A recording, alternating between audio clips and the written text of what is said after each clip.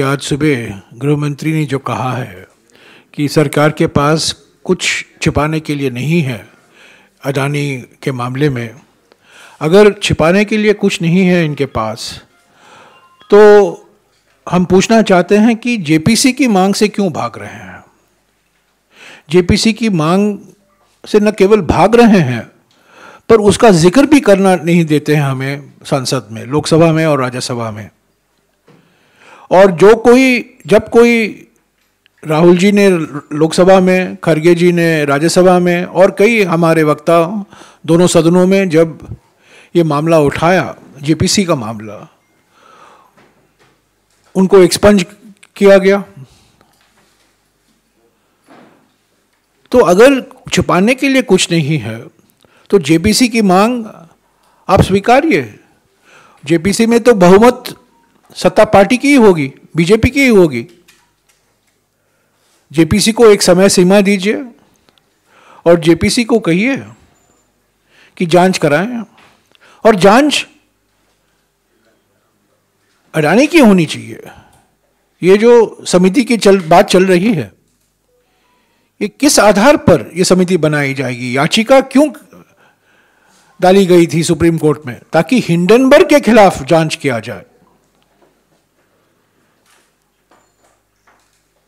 1969 में एक हिट गाना हुआ करता था हिंदी फिल्मों में, बदन पे सितारे लपेटे हुए। आज तो बदन पर सिर्फ तिरंगा लपेटे हुए ये लोग कह रहे हैं कि हम हिंडनबर्ग की जांच कराएंगे। जांच तो अडानी की होनी चाहिए, और सरकार और अडानी के बीच में क्या रिश्ता है और क्या लाभ पहुंचाया गया है अडानी को पिछले 10 सालों में, उस पर जांच होनी चाहिए। और वो निष्पक्ष जांच सिर्फ जेपीसी के माध्यम से ही हो पाएगा। तो मैं जानता हूं कई लोग चाहते थे कि गृह मंत्री के बयान पर मैं कुछ टिप्पणी दूं। मैं शुरुआत इसी से करना चाहता हूं। कांग्रेस पार्टी हमेशा, मैं कुछ चीजें स्पष्ट करना चाहता हूं, कांग्रेस पार्टी हमेशा निजी निवेश के पक्ष में रही है। कांग्रेस पार्टी मानती है कि हमारी आर्थिक तरक्की भारी मात्रा में निजी निवेश पर निर्भर होगा। निजी निवेश को प्रोत्साहन देने की जरूरत है। इस बजट में तो है नहीं, पर हमेशा हम कहकर आ रहे हैं कि निजी निवेश ही एकमात्र इंजन है हमारे अगले 10-20 सालों आर्थिक तरक्की जो हम चाहते हैं, वो निजी निवेश के ही माध्यम से हो पाएगा। तो निजी निवेश के लिए प्रोत्साहन देना बहुत ज़रूरी है। ये हमारा पहला सिद्धांत है।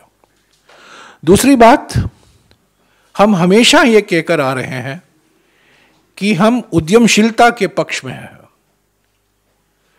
उद्यमशीलता को और भी बढ़ावा देने की ज़रूरत है।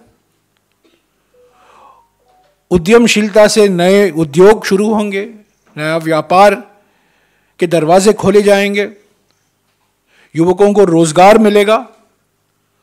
उद्यमशीलता ही एक रास्ता है हमारी आर्थिक तरक्की के लिए। तीसरा हमारा सिद्धांत यह रहा है कि हम अंध निजीकरण के खिलाफ हैं। जिस तरीके से निजीकरण किया जा रहा है, सार्वजनिक संपत्ति बेचे जा रहे हैं, उसके हम खिलाफ हैं। जो सार्वजनिक कंपनियां, जो पब्लिक सेक्टर कंपनियां मुनाफे में चल रहे हैं, उनको भी बेचा जा रहा है। इसीलिए मैंने कहा अंध निजीकरण के खिलाफ हैं। निजी निवेश को प्रोत्साहन देना जरूरी है, पर इसका माने यह नहीं है कि public sector bank, public sector insurance कंपनियां, पब्लिक सेक्टर इंफ्रास्ट्रक्चर को आप बेचते रहेंगे। ये कांग्रेस पार्टी बिल्कुल इसके खिलाफ है। चौथा सिद्धांत, हम उदारीकरण में विश्वास रखते हैं। 1991 में जब मनमोहन सिंह जी वित्त मंत्री थे, उदारीकरण की शुरुआत हुई थी। हम उदारीकरण में पूरा विश्वास रखते हैं, पर ये उदारीकरण विनियमित मंडी के आधार पर होना चाहिए, नियम होने चाहिए, संस्थाएं होनी चाहिए, और ये संस्थाओं को स्वतंत्र रूप से चलने का अधिकार होना चाहिए, ताकि ये जो नियम बनाया जाता है इसको एक निष्पक्ष तरीके से और पारदर्शिता से ये लागू हो। सेबी हो या रिजर्व बैंक हो या कंपटीशन कमीशन हो, ये सब संस्थाएं बहुत महत्वपूर्ण भूमिका निभाती हैं इस उदारीकरण के जगत में। तो मैं ये 4-5 सिद्धांत जो हैं, मैं इसको दोहराना चाहता हूं। हमारी जो लड़ाई आज है सरकार से, खास तौर से प्रधानमंत्री से, वो निजी निवेश के बारे में नहीं है, उद्यमशीलता के बारे में नहीं है। हाँ, सार्वजनिक क्षेत्र को बेचने के बारे में जरूर है, संस्थाओं को निष्पक्ष बनाने में उसके बारे में नहीं है, उदारीकरण के बारे में नहीं है। पर हम जरूर ये कहेंगे कि हमारी लड़ाई मित्रवादी पूंजीपति जो है, मित्रवादी पूंजीवाद, उसको लेकर है। और ये जो मिसाल है जो आज चर्चा में है, पार्लियामेंट के अंदर, पार्लियामेंट के बाहर, ये मित्रवादी पूंजीवाद का एक प्रभावशाली मिसाल है। जिस तरीके से एक कंपनी को प्रोत्साहन दिए गए हैं पिछले 8-10 सालों में, जिस तरीके से ये कंपनी निजीकरण से उसको फायदा पहुंचाया गया है, खास तौर से हवाई अड्डे की निजीकरण, बंदरगाहों का निजीकरण, और कई क्षेत्र हैं जहां सिर्फ एक ही कंपनी को फायदा पहुंचाया गया है। इसके हम खिलाफ हैं।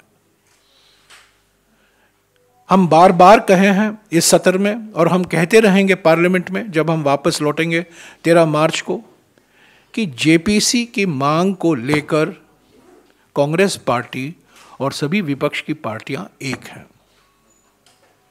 और कोई इंक्वायरी करेगा, वो मैं समझता हूं उससे ये जो मूल प्रश्न है,